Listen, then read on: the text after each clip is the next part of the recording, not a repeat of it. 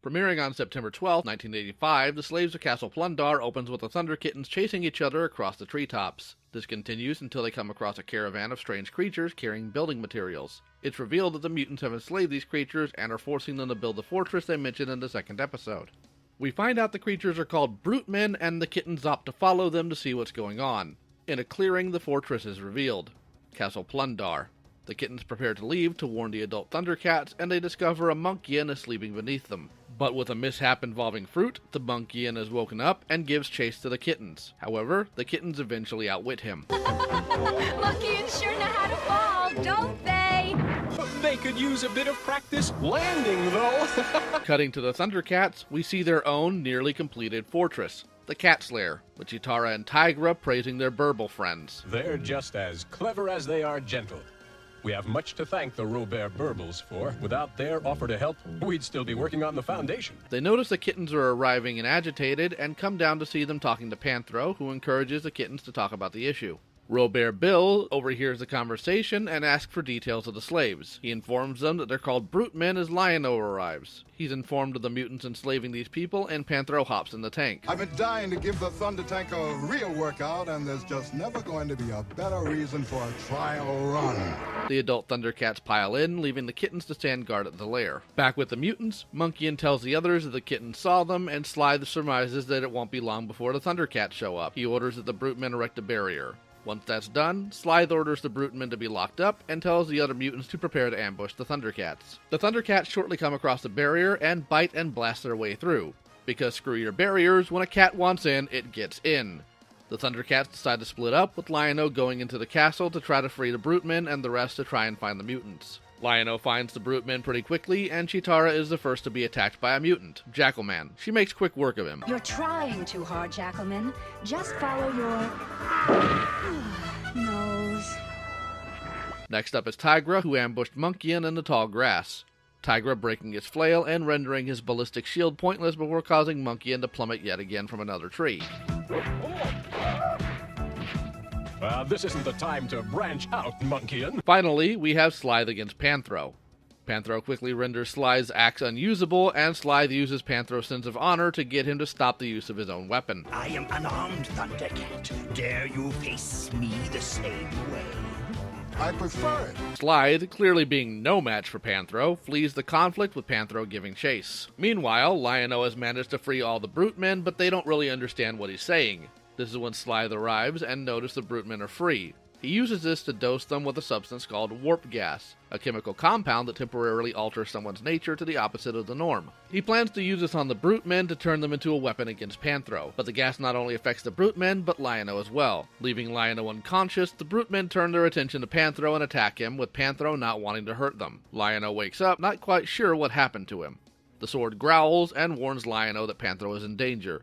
He chooses to call the others, but has a concern. Will the eye of Thundera penetrate stone? We'll soon know. This doesn't seem to be a problem, though, as the sword's beam shoots out from the top of the fortress. Tigra and Cheetara see it and start heading to the fortress, while the mutants sit and watch the brute men as they back Panthro into a corner. Lion-O meets up with Tigra and Cheetara, explaining the situation, with Cheetara commenting on a dilemma. But if the brute men are innocent, we can't fight them either. But luckily, as they arrive, Tigra points out that the brute men have stopped attacking. What made them switch off like that? Not that I'm complaining. But as it seems they're about to be freed, the brute men are subjected to another dose of warp gas. But this time, Tigra sees what's happening, and Panthro comments on it being prohibited by some interstellar council. This is when Tigra makes a statement. Rules are only meaningful if people agree to follow them.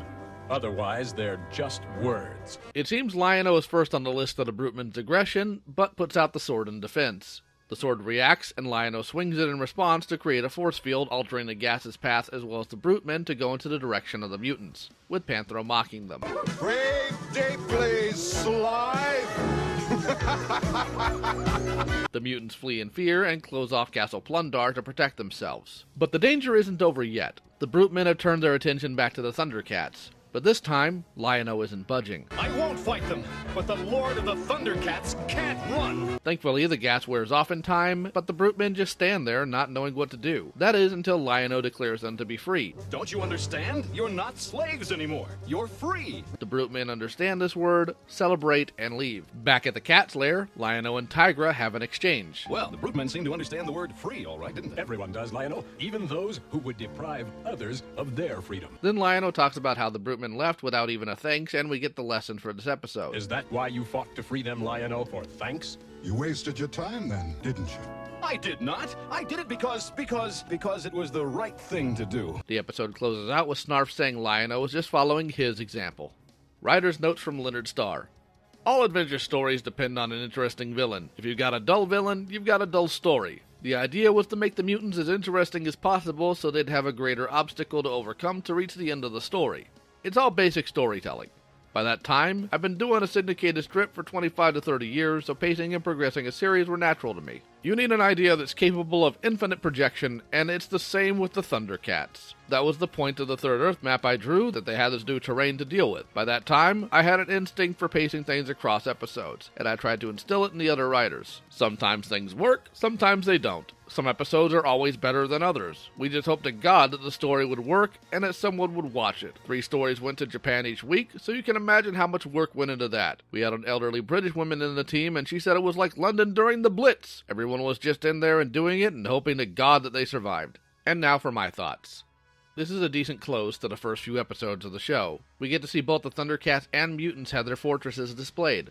A good point of comparison, of course, is that the ThunderCats get consensual help from their friends to build their new home, but the mutants enslave helpless creatures, forcing them to build theirs. This not only shows the moral values of the ThunderCats, but the quality of the work is also shown in their respective constructs. The Cat's Lair, a structure that's technologically advanced and well constructed, as it was a labor of love.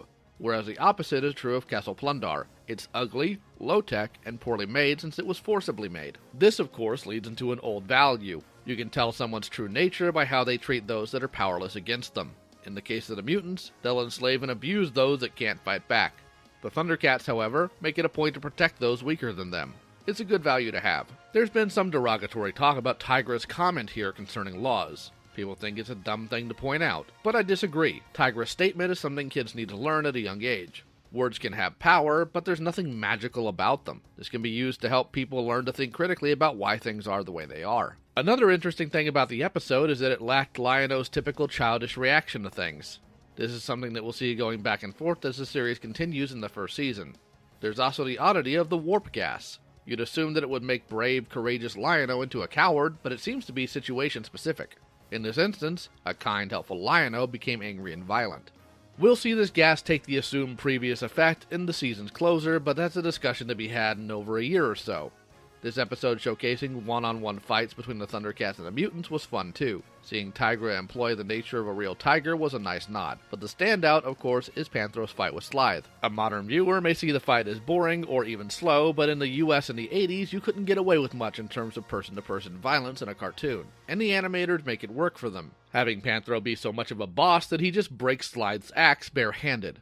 Pro tip to any future fighters, if the dude you're fighting against with weapons breaks yours without even using his, just give up or run. You're not winning that. We also get to see the Thunder Tank make its first combat outing, and watching it wreck things is always a treat. Hope you meet me next week when I tackle Poomra. Let me know what you thought of today's episode in the comments. If you want to support the channel, feel free to check out the Patreon in the description, or hop on to the community Discord just to chat. Take it easy, and we'll see you next week.